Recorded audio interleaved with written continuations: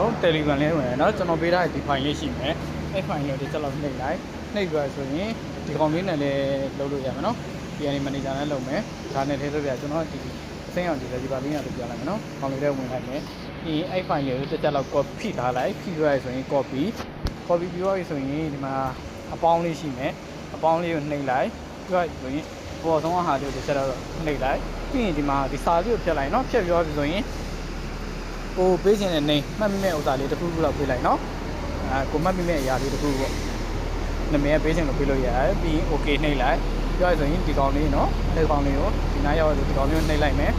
နှိပ်လိုက်ပြောရင်ဘာလို့ဆက်လို့ရမလဲဆိုရင်ရှင်းလိုက်เนาะရှင်းရဆိုရင်ကောင်လေးတွေဝင်မယ်เนาะဝင်မယ်ကျွန်တော်မှတ်ထားတဲ့နေရှိမယ်เนาะဒီမှာဒီနေလေးအဲ့လိုဥစ္စာလေးတွေဝင်မယ်ပြောရဆိုရင်ဒီကောင်လေးတွေထပ်ဝင်မယ်ပြီးရင်ဒီ file လေးကို copy ဖိထားလိုက်เนาะပြီးသွားဆိုရင် copy ရရင်ဒီအများလေးเนาะခုနကျွန်တော်လည်းအများလေးထပ်နေမယ်ပြီးရင်ဟိုးပေါ်ဆုံးဆွဲချ Android ဆိုတာရှိတယ် Android ထဲကိုဝင်ပြီးရင် data ထဲကိုဝင် data ထဲဝင်ပြီးတော့ဆိုရင်တို့က global ဆော့တယ်ဆိုရင် global clear ဆိုရင် clear version လေးတစ်ချက်လောက် view ပြလိုက်เนาะဒါဆိုရင်ဒါ clear เนาะဒါဆိုရင်ဒီနေလေးနဲ့ဆိုရင်ဒါ global ကျွန်တော် clear ထဲထည့်ပြရတယ်เนาะ clear ထဲကိုဝင်ပြီးတော့ဆိုရင်ဒီကောင်လေးကိုဆက်အောင်နှိပ်လိုက်ရပြီเนาะ